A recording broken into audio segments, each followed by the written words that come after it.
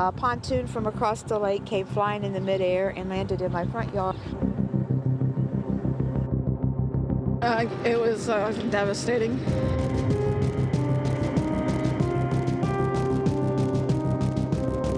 I've lost everything, but I'm alive and we're all going to work together back here.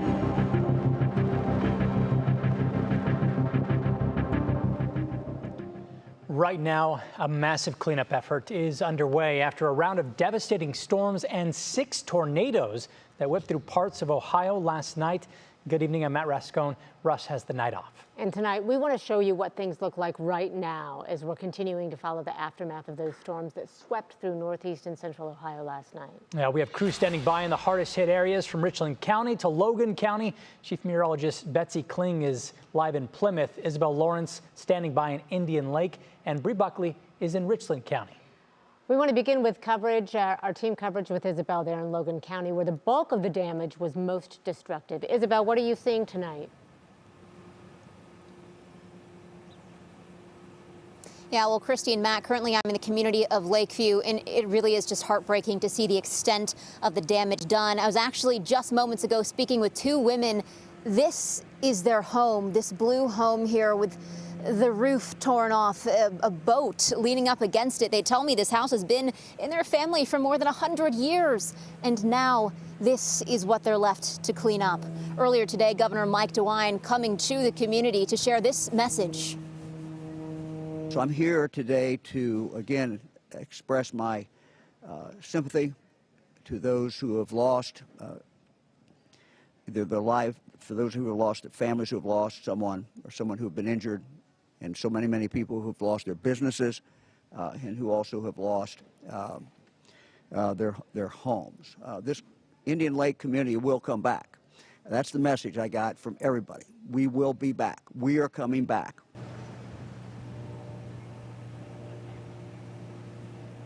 Now, this was the scene here in the Indian Lake area overnight and early this morning. Officials say crews were out doing search and rescue until 4 in the morning, though in some areas they say downed trees and gas leaks cut them off.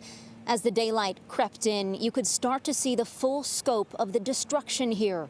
Roofs and walls torn down, contents of homes just tossed around. The Logan County Sheriff says the storm killed 3 people, adding late this afternoon that search and rescue is now done.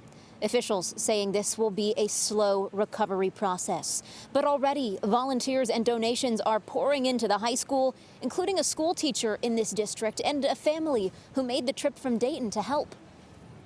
I was just very blessed to get here to school and find out that all my children are alive and well. They may have lost items, but I will get to see them when they come back to school and kiss them and hug them and love them. And I just hope to be helpful hands of God today and serve my community. Just anything you can do to help people, just come here and help them out because they need it, even if you're just here to listen and just lend a helping hand. So that's why we're here. There's actually been so much help in the area at this time that officials here are asking people to stay away so that they can clean up, though they emphasize they so appreciate the outpouring of support. Now, if you still want to help, or of course, if you are someone who needs help, they are accepting donations and giving out supplies at the Indian Lake High School. That's sort of been a resource center and community gathering spot for today. So Matt and Christy, if anyone needs something, that is the place to go. All right, good to know. You know, it is such a Midwestern thing that I missed for many years, and I just love to see those people. We saw 2 of them right there basically saying, we lost everything, but we're alive. I mean, they know what matters, and we are just so grateful that they're sharing with us how they're doing tonight. Thank you so much, Isabel. Appreciate it. Turning now to Richland County. Hours ago, the National Weather Service confirmed an EF2 tornado touched down in Plymouth, adding to the total number of 6 tornadoes in Ohio. Heavy storm damage caused some homes to collapse and trees to snap.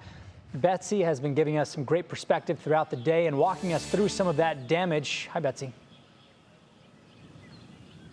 Hi there. You know, it's really startling when you come onto a scene like this and you see the destruction that was caused so quickly by a single tornado. And as this tornado came through, it not only hit trees, of course, it hit buildings, it hit homes. And even out in the fields, there's hay rolls that are like 1,000 pounds that were just tossed around and strewn all about. So when we start to talk about tornadoes, tornado damage and whatnot, you often will hear EF2 or EF1 or whichever the number would be. There's a scale. It's the Enhanced Fujita scale. The original Fujita scale was put together by Ted Fujita. He's a researcher that studied the impacts of wind speeds on buildings. So basically how fast the wind had to blow to get a certain amount of damage done. That was upgraded in 1992. And then in 2007, the National Weather Service created the Enhanced Fujita scale. And this Enhanced Fujita scale will basically give researchers, give meteorologists in the field a chance to basically go through a checklist and really fine-tune the wind speeds associated with the damage that they are seeing. So when we say it's an EF2, we're not looking at a radar. We're not looking at the pictures or the video. We're specifically only able to make the categorization of the size of the tornado by the damage that was done. So you have to have damage first, and then the estimates are done. And that is all put together using a toolkit that the National Weather Service has. Anyone who is doing a rating assessment in the field has to go through training to be able to do that. And they use a toolkit just like this. So they have a much more advanced app that they use, but literally there are 28 different damage indicators that they can go through. And if you click on one of these, number 2 is a 1 or 2.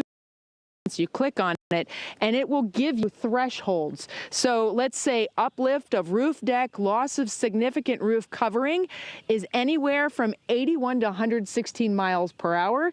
And then you can kind of go upper and lower. You can kind of gauge in there based on the construction. That becomes a really important part of determining how fast the winds are going.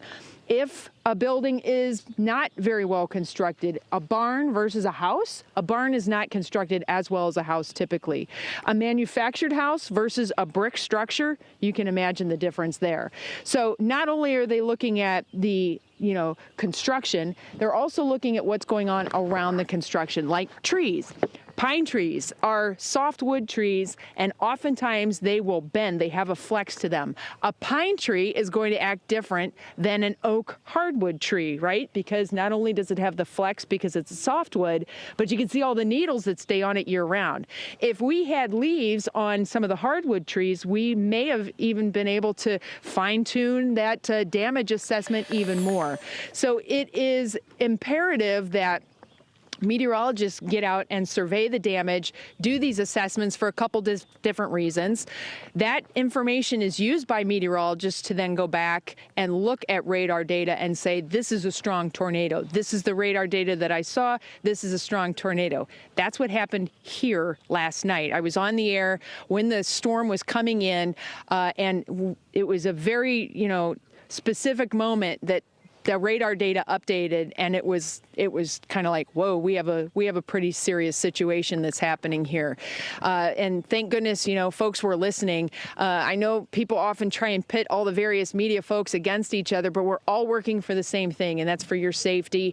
And it's so important that folks pay heed to that, because last night was just a perfect example of, past experience helps you determine how you handle a situation. And last night was one of those nights and one of those radar scans that when it came through, it was pretty obvious that we had a pretty serious situation on our hands, and this is where we're at right now. So it has been determined this is an EF2 tornado. The assessment here in Plymouth was done by the meteorologist in charge of the National Weather Service office in Cleveland. His name is Gary Garnett. He's got tons of experience doing it. So the 120 mile per hour estimated wind speeds in this EF2 tornado, just to let you know, that's how that number came about. All right. Always learn stuff from you. We have, of course, thank you. Yeah, thank you. Appreciate that. We're going to you. Continue to bring you the latest out here. All righty. Hey, Bets, thank you so much. And kudos to everybody out there who's helping. Yeah. I just feel for we all feel for these families. Listen, to stay informed about the aftermath of this storm and really what's to come, whatever might come next, you can head to WKYC.com.